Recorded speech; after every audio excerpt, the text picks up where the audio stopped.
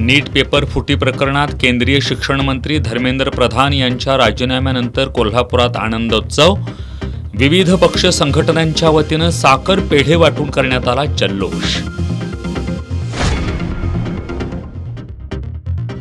माधुरी हत्तीणीच्या घर वापसीसाठी माजी खासदार राजू शेट्टी 28 जुलैला नांदणीत करणार एकदिवसीय लाक्षणिक उपोषण.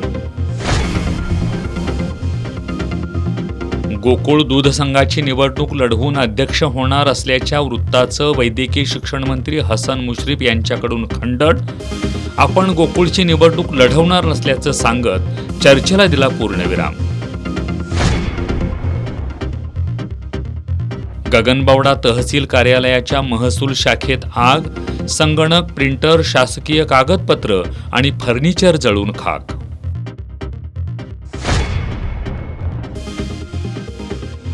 आणि कोल्हापुरात पावसाची उघडीप.